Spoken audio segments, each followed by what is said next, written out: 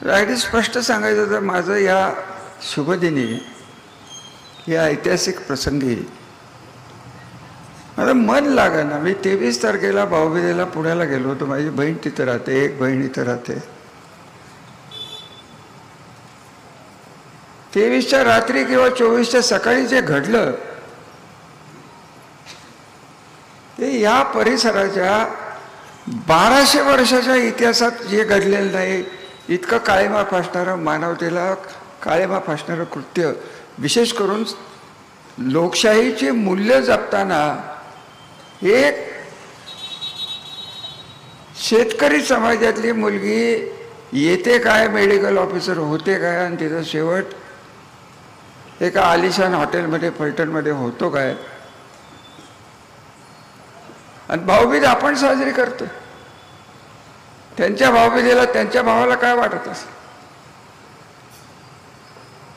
म्हणूनच मी आल्या म्हणलं होतं. माझं तर माझ्या डोक्यात आलं होतं की हा कार्यक्रमच कॅन्सल करून टाका. मला मनच लागत नाही.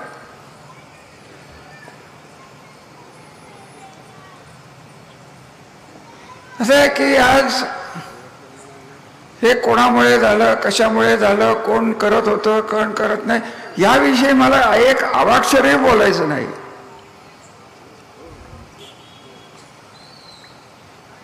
पाच 50-100 राज्यावरनं चॅनल जे माझे मित्र आहेत ते माझ्याकडे आले होते. परवाचं हे सगळं झालं. मुख्यमंत्री साहेब येऊन गेले. म्हटलं मी एक शब्द बोलणार नाही आणि मी फक्त 5च वाक्य बोललो. 1200 वर्षाच्या फलटण परिसराच्या, फलटणच्या इतिहासाला आज कलंक लागलेला आहे. आणि मला जी काळजी लागलेली आहे की हा कलंक धुवून कसा काढायचा. हा मरून द्यावं, कोणी केलं आणि काय केलं. ती मुलगी तर गेली ना. कोण काय करते, कोण काय करते, कोण राजकारण करते. मी कधी म्हणलंय कधी कोणाला अटक करा, पण ज्यांची मनं खातायत यांना माहिती आहे की याचे परिणाम आपल्याला भोगायला लागणार आहेत. तर माझी एक तीव्र इच्छा आहे की हे सगळं पोलीस चौकीला धरून, प्रांताला धरून, सरकारी अधिकाऱ्याला धरून हा सगळ्यात चुकीचं कोण झालं असेल. या मुंडेबाईंच्या आत्महत्या का खून मला माहीत नाही, परंतु बलिदानामुळं हे कामगार सगळे सुखी झालेत. फोन यायचे थांबलेत. कोण कोणाला आता फोन करायचं धाडस करणार. अहो इतकी वर्ष आमदार फंड मी वाटला, एक पैसा कॉन्ट्रॅक्टरकडनं कधी घेतला नाही. आता 15% द्यायला लागतात. माझी ही या शुभदिनी तुम्हाला वॉर्निंग आहे, सावधगिरीची सूचना आहे. कारखाने काय तुमचे संसार उद्ध्वस्त केल्याशिवाय हे लोक राहणार नाही. तुम्ही नेहमी बीडचं नाव घेता. अख्ख्या जगात मालोजीराव नाईक निंबाळकराला जे जमलं नाही हे आपल्या फलटणचं नाव CNN आणि BBC न्यूजवर गेलेलं आहे की असं असं झालेलं. एवढं लक्षात घ्या. इतकी बदनामी ही कशी धुवून काढायची. तर कमीत कमी त्यांना कोणाला पश्चाताप झाला नसेल. ज्यांनी कोणी काय केलं असेल त्याला माझं काय बोलायचं नाही. परत सांगतो, तपास चालू आहे. मुख्यमंत्री काय करतील त्याच्यावर माझा विश्वास आहे. आणि मला अजून खूप खुमखुमी बोलायचे, पण योग्य वेळेस मी सगळंच बोलणार. ते काय होईल ते होईल. पण माझ्या तालुक्याचं, माझ्या संस्थानाचं, नाईक निंबाळकर या ब्रँडचं जे वाटोळे या बाबांनी केलेले आहे आणि त्याला या प्रल्हाद सारखे चोर मदत करतायत, हे भरून कसं काढायचं याचं उत्तर मला द्या. माझ्या नावाचा, आडनावाचा, संस्थानाचा ब्रँड आणि जगाला आणि महाराष्ट्राला मी दाखवून देणार आहे.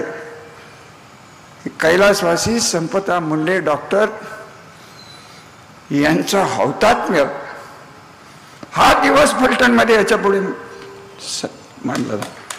पर्याय तर काही जास्त मी बोलत नाही. माझ्या मनात जी खतखत होती ती मी काढून टाकलेली आहे. माझे पण ठरलेले आहेत. याच्यापुढे मी भाऊबीज साजरी करणार नाही. जे काय आयुष्य आहे तोपर्यंत. तुम्हाला जर माणुसकीची हे असेल तर तुम्ही भाऊबीज सोडून द्या. त्या मुलीची आठवण ठेवा. माझी विनंती आहे तुम्हाला.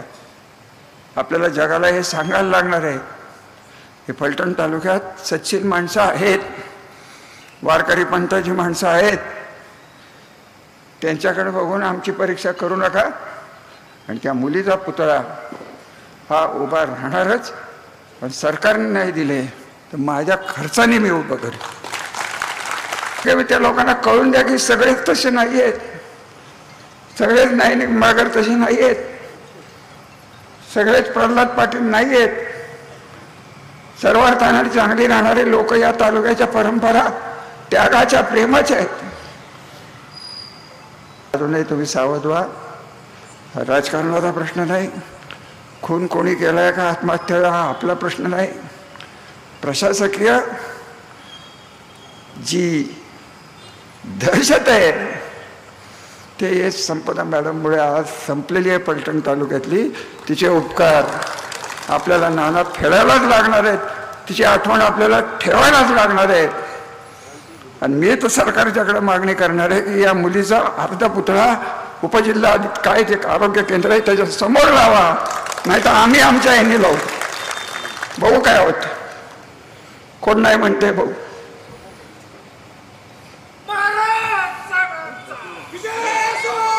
काय बोलू अजून तुम्हाला. लाज वाटली मला हे नाव लावायला की अशी माणसं आमच्या घरात आहेत. फक्त आमचं एकच म्हणणं आहे, हात जोडून या सगळ्या पुढाऱ्यांना म्हणणं आहे की फलटण तालुक्याची संस्कृती आमची तेवढी बिघडवू नका. आमच्या माणसांना चुकीचं भविष्य दाखवू नका. कारण आम्ही त्यागाने 84 गावं सांभाळलेली आहेत. रक्ताने आम्ही सांभाळलेली आहेत. आणि हे तुम्ही लक्षात ठेवाल की नाही मला माहीत नाही, परंतु माझ्या लक्षात राहणार आहे. आणि मी काय मागे हटणार नाही. ज्याला कोणाला यायचं आहे त्यांनी या, ज्याला कोणाला जायचं आहे त्यांनी जा. लढत भाऊबीजेला सुरू झाली. तालुक्याची आबरू आपल्याला परत मिळवायला लागणार आहे. तालुक्याच्या या मुलीचा फोटो किंवा पुतळा हा उपजिल्हा अधिकाऱ्याच्या कंपाऊंडमध्ये लावायची मागणी तुम्ही नीट लिहा. फोन येतील जगताप साहेब, ते लिहिणं सोपं आहे. द्रोणावळे साहेब नीट लिहा. मागणं मला येऊन सांगू नका, उघड लिहा.